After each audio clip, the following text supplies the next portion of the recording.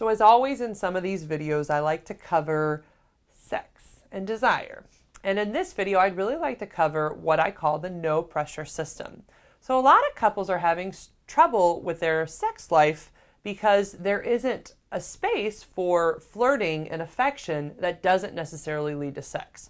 So I know what you're thinking, or some of you are thinking, what? That doesn't make sense. Why would you flirt or be affectionate but then not go towards sex? Well, women and men are a little bit different in this area. So most men, when they're flirting or they're being affectionate, some part of them is thinking, well, can we get to that next level? And they're kind of trying to move things along to that point. But for women need to be able to just be affectionate for no other reason than just being affectionate at times. We also need to be able to flirt and just be playful with our partners without it necessarily leading to sex.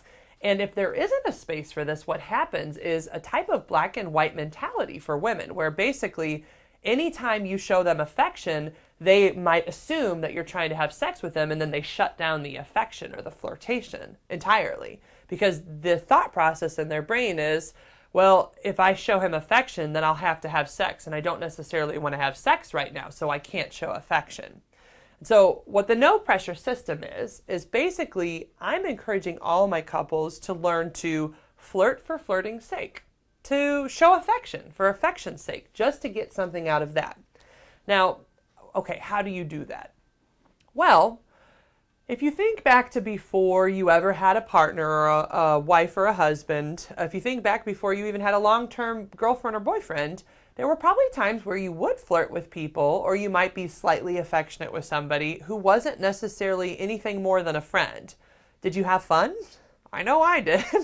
It's fun to flirt. It's fun to be affectionate. And some of what my guys need to learn to do is remember that that's fun too, and remember to take that pressure off. And so when you flirt for flirting's sake, really you're just trying to mess with each other. You're trying to play, you're trying to maybe share innuendo or kiss or cuddle, but you really just try to leave it at cuddling or affection so that she feels safe. And what's interesting is when women have that experience in the relationship, sometimes, I'm not saying every time, because I do want you to have sex sometimes. I am a sex therapist.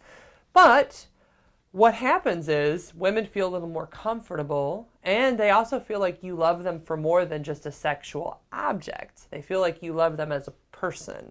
And that's a very important thing for women to feel. And the more that they feel that, the easier it is for them to want to be sexual. It's a weird conundrum. And so that's why the more that you work on creating that no pressure system, the odd thing is you end up having more sex because she knows that she can just be flirtatious and affectionate, and she doesn't have to worry about the end goal. And you as a partner have taught yourself to just enjoy that for what it is and be respectful of that space. And because it's there, then it essentially stirs her desire and makes her want to have sex. So work on having a no pressure system.